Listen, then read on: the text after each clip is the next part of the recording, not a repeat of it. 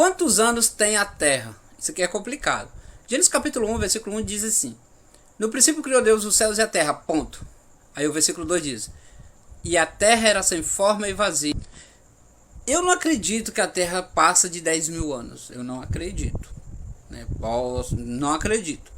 Mas possa ser que do versículo 1 ao versículo 2 de Gênesis tenha muitos anos. Muitos anos. Também não estou garantindo, mas se tiver, vai ser nesse espaço aí. Mas depois da criação para cá, não chega aos 10 mil anos não. Vai ter uma média de 6 mil anos. Lembrando que possa ser que lá, entre o versículo 1 e o versículo 2, tenha muitos anos. Mas passou disso aí, eu não acredito não, tá bom?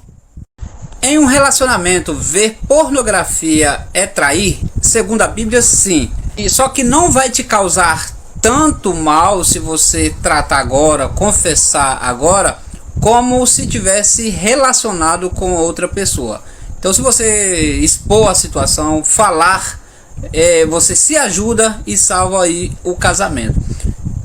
A pornografia, o vício na pornografia, ele faz tanto mal quanto qualquer outra droga ou até mais. Então por isso que eu te aconselho a você falar com seu cônjuge, tratar, pedir ajuda, pede ajuda se você tem um pastor, pede ajuda, pede oração, ora junto, fala com Deus juntamente com seu cônjuge, pedindo a Deus para te libertar, porque isso é um caminho muito perigoso. A pornografia, ela é muito perigosa, ela desfaz, ela acaba com o casamento. E se não tomar cuidado, pode levar a situações bem piores.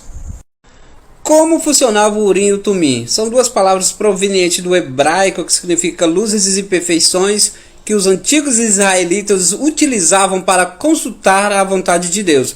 Duas pedras que ficavam na roupa sacerdotal e era utilizado para ver qual era a vontade de Deus. Alguns historiadores dizem que elas eram formado de duas cores, né? Uma pedra continha duas cores, um lado preto e um lado branco. Eram jogados, se caísse as duas partes na parte branca, Deus falou. Se caísse as duas partes na parte preta, Deus não falou. Se caísse uma na parte branca e numa parte preta, Deus estava em silêncio e era necessário consultar a Deus novamente. Hoje nós não utilizamos o Urim e o Tumim, nós utilizamos a Bíblia Sagrada. Como ser uma pessoa boa em um mundo tão mau?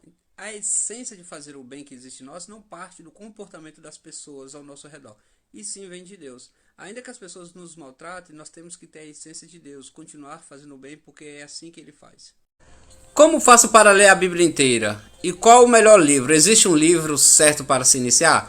Eu sempre sugiro os evangelhos, pois os evangelhos ali você vai aprender a viver como Jesus. Mas a questão da leitura, sempre leia um capítulo dos evangelhos e leia também um capítulo do Velho Testamento. Por exemplo, se eu começar a ler os evangelhos, eu posso começar a ler também o Pentateuco, que é Gênesis capítulo 1. Então hoje eu li Mateus capítulo 1 e Gênesis capítulo 1.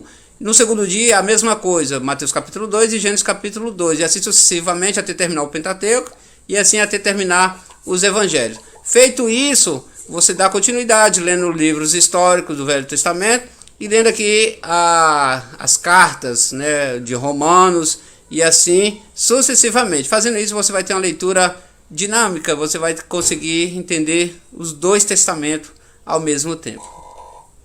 Quanto à atuação do Espírito Santo, existe diferença da teologia paulina para a teologia lucana?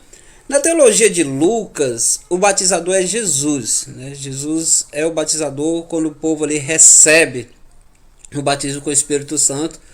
E na teologia de Paulo, né, que Paulo vai interceder, vai apresentar o Espírito Santo para o povo, ele pergunta: vocês já conhecem o batismo com o Espírito Santo? O povo vai dizer que só conhecia o batismo de João. Então, se for olhar na realidade, os dois batismos estão registrados por Lucas. Então, não dá para ter diferença aí, porque quem vai apresentar também é Lucas através de Paulo em Atos dos Apóstolos. Então, no meu ver, no meu entendimento, não tem diferença. Como faço para ler a Bíblia inteira? E qual o melhor livro? Existe um livro certo para se iniciar? Eu sempre sugiro os evangelhos, pois os evangelhos ali você vai aprender a viver como Jesus.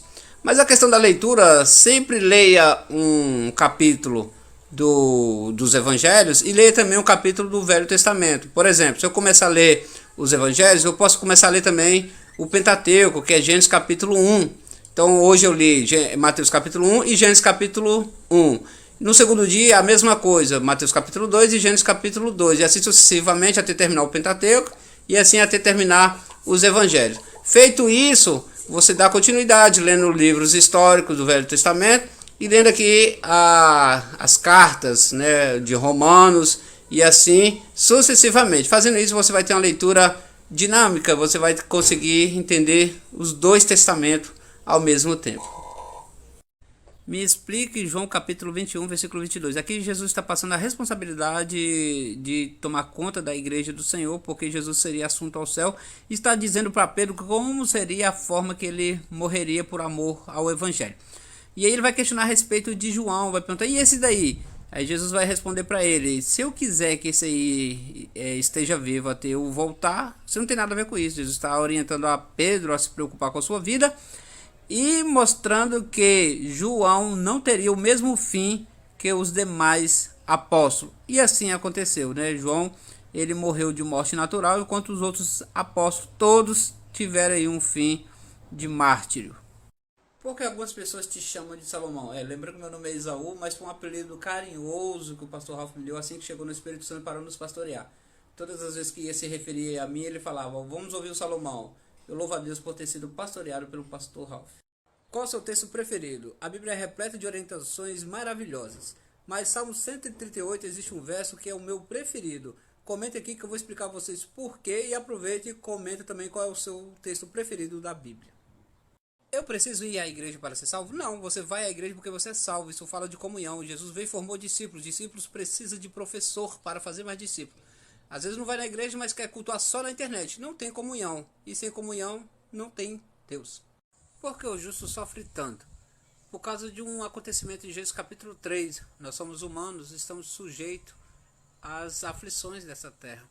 E o pecado é uma marca que nós carregamos que nos causa dor. O que acha das pessoas que vão com camisa de caveira para a igreja? É normal ou ruim? Depende, se a pessoa não for crente, não tem nada a ver, mas se a pessoa for cristã, tem que lembrar que as coisas velhas já ficaram para trás, tudo se fez novo, nova criatura.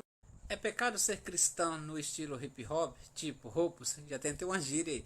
Pessoal, isso é complexo falar de usos e costumes, mas o verdadeiro cristão, ele tem o Espírito Santo, e o Espírito Santo diz para ele o que ele deve fazer ou não. A questão do divórcio, qual é a sua opinião? Essa é uma das perguntas mais difíceis que já me fizeram.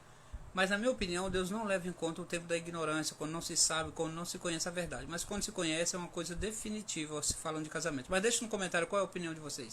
Salomão construiu altares a deuses estranhos, ele se salvou? Salomão viveu muitas coisas ruins, ele foi idólatra, mas ao escrever Eclesiastes percebe-se que é conselhos de um velho às pessoas. Então nota-se que na velhice ele se arrependeu.